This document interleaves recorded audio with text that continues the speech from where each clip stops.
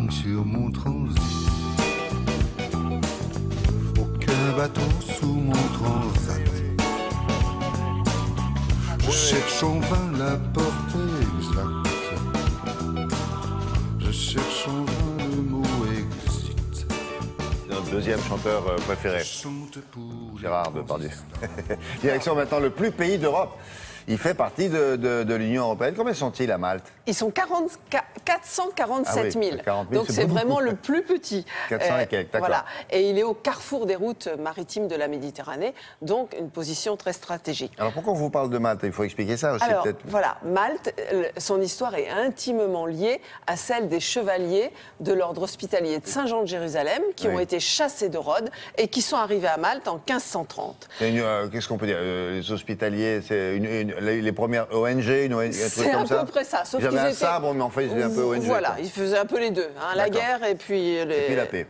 Et puis soigner les malades et soigner les blessés qu'ils avaient fait, peut-être. Donc, ils sont chassés par Soliman le Magnifique. Ils arrivent à Rhodes en 1530. Rebelote, 35 ans plus tard, ils sont assiégés par les Ottomans.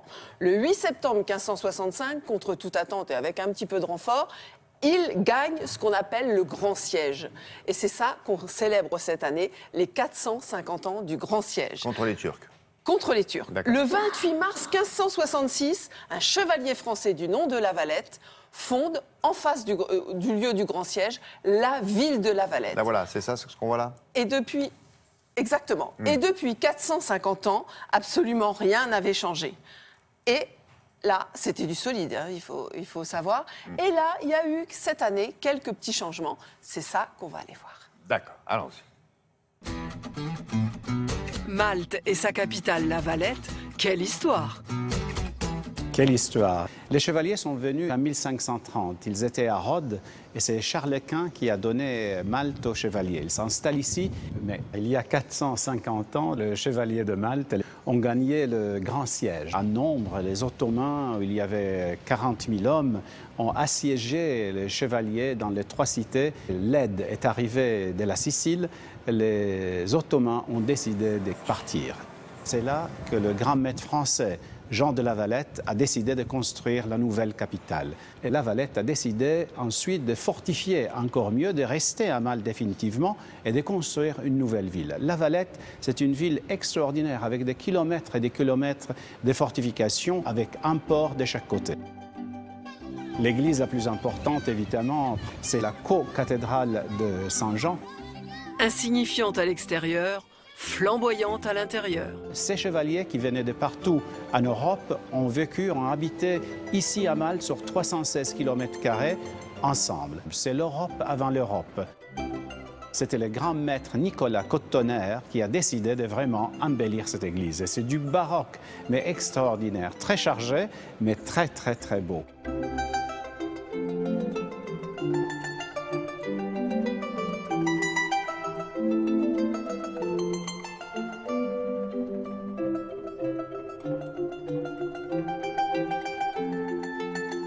Il y a plus de 400 pierres tombales où il y a des chevaliers, des grands maîtres qui sont enterrés. Autre chose à voir dans cette église, c'est l'oratoire de l'église, parce que c'est là où nous avons les deux Caravages, la décollation de Saint Jean le Baptiste. Saint Jean le Baptiste était le saint patron des chevaliers et aussi les Saint Jérôme.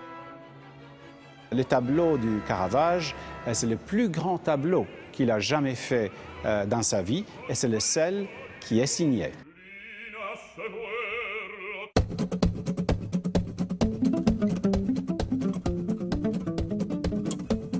Le palais des grands maîtres, édifié sous le règne du français Jean de la Cassière, est au cœur de La Valette.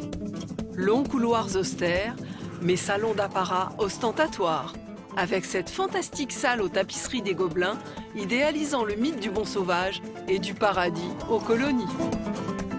Actuellement, c'est là qu'il y a notre Parlement, mais le Parlement va bouger parce qu'il y a un nouveau Parlement qui vient d'être construit par l'architecte italien Renzo Piano.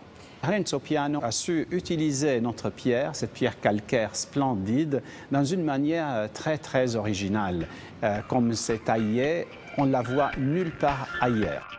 Du neuf avec du vieux, on en trouve aussi côté hôtellerie. L'hôtel appartient depuis 5 générations, depuis 1837, à ma famille. Avec mon frère, nous avons décidé d'ouvrir un boutique-hôtel, le premier de ce genre à La Valette. L'architecte a voulu créer un style très contemporain, mais nous avons aussi laissé beaucoup d'éléments d'origine. 2015, c'est la révolution à La Valette. Voilà pour Malte, une destination que les Français ne connaissent pas encore très bien. Très bien, mais franchement, si vous voulez aller passer un week-end, il y a de quoi faire. Alors cette année, on fête les 450 ans du Grand Siège. L'année prochaine, les 450 ans de La Valette. Et en 2018, ils sont capitale européenne de la culture. Alors, chaque chose en son temps. Voilà. Pour y aller, il y a Air Malta depuis Paris tous les jours. Merci beaucoup, Marie-Dominique.